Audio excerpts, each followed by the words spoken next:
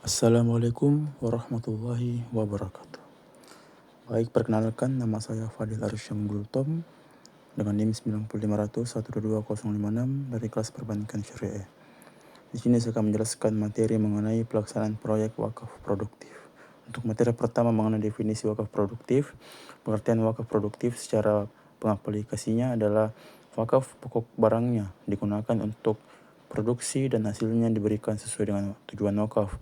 Ini didefinisikan sebagai sistem pengelolaan donasi wakaf yang berasal dari umat dan untuk umat dengan tujuan menghasilkan surplus berkelanjutan.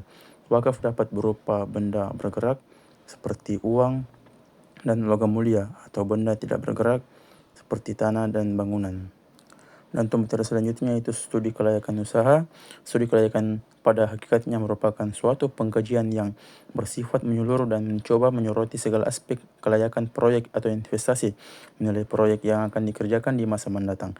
Tujuan studi kelayakan adalah untuk menghindari keterlanjutan penanaman modal yang terlalu besar untuk kegiatan yang ternyata tidak menguntungkan.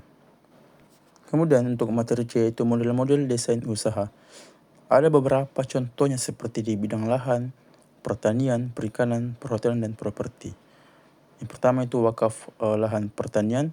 Wakaf berupa tanah yang diperuntukkan untuk kegiatan pertanian seperti sawah atau perkebunan. Kemudian ada wakaf perikanan, ada wakaf peternakan. Kemudian di bagian D itu ada wakaf properti, misalnya wakaf gedung, yaitu berupa gedung yang disewakan atau dikelola untuk berbagai kegiatan bisnis.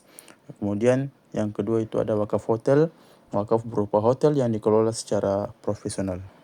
Dan untuk materi di selanjutnya yaitu model wakaf uang dan wakaf saham. Yaitu pertama ada wakaf uang. Uang sebagai nilai harga sebuah komoditas tidak lagi dipandang semata-mata sebagai alat tukar, melainkan juga komoditas yang siap dijadikan alat produksi. Kemudian kedua, wakaf saham, termasuk juga bagian yang disebut dalam wakaf produktif adalah wakaf saham.